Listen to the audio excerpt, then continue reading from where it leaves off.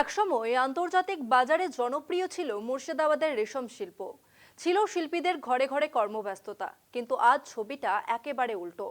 চাহিদা তলানিতে, কাঁচামালের দাম আকাশ ছোঁয়া, আর বাজারে দৌড় কমে যাওয়ার দৈন্য দশায় জেলায় জেলায় রেশম শিল্প। শিল্পীরা বলছেন কমছে অর্ডার, বাড়ছে লোকসান।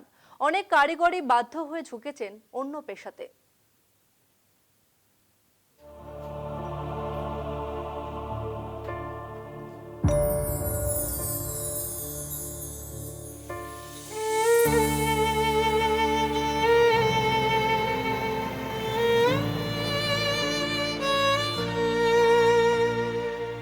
মুর্শিদাবাদের সিল্ক মানেই পৃথিবী বিখ্যাত, শুধু ভারত বিখ্যাত নয়। তবে আজকের দিনে এই রেশম, এই সিল্ক কিন্তু একদম তলার নিতে চলে গিয়েছে। দিনের পর দিন আমদানি রপ্তানি দুটোই কমেছে।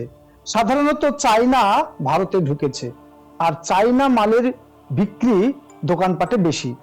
সেই কারণেই কিন্তু এই সময় দাঁড়িয়ে সিল্ক বিক্রি প্রচুর পরিমাণে কম, আর যার জন্য দুর্দশায় পড়েছেন কারিগর থেকে ব্যবসায়ীরা। কয়েক দশকের ঐতিহ্য আজ ভাঙনের পথে।